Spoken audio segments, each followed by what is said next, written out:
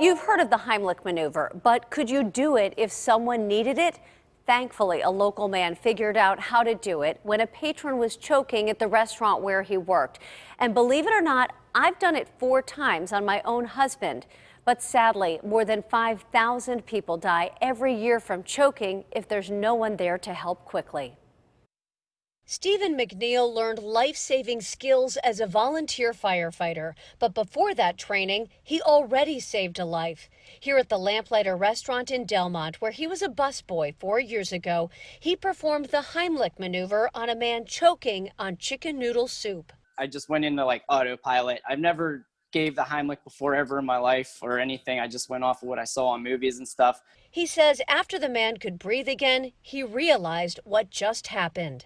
I actually went down to the bathroom and cried because I thanked God that, he put that moment in my life, this man's life in my hands, and it was able to work and I was able to save him. I can relate to that feeling because I gave my husband Marty the Heimlich right here in our kitchen 5 years ago. I had been trained in CPR in a class about 10 years before that, so I knew what to do, but it didn't really hit me till after the fact that he could have died while his parents were sitting right here at this kitchen table and our kids were in the other room. It's very hard to stay alive in that situation, which is why it's so important that a bystander knows how to do this. There's not going to be time to wait for the paramedics or to get the patient to the hospital in a situation like this. Dr. Adam Tobias, emergency medicine physician at UPMC, says without oxygen, someone choking can die in just 2 to 8 minutes. It's dramatic.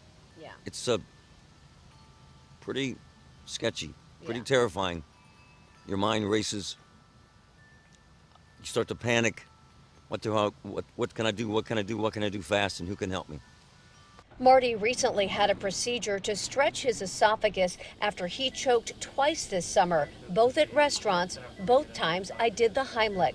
Scar tissue had built up from the radiation to treat his throat cancer 2 years ago. So it should result in some improvement in your symptoms. Dr. Tobias says, like Steve at the Lamplighter, even if you haven't been trained in how to do the Heimlich, it's worth trying. You're going to die if you don't do something, so there's really no way to mess this up. You're doing anything is better than doing nothing in this kind of situation. It's nice, to be able to, save somebody's life. It's really touching. And since Marty got the procedure to stretch his throat, it's been much easier to swallow. We both have a lot less anxiety about mealtime. Yeah, I'll bet. Marty is even more indebted to you than any of us even knew.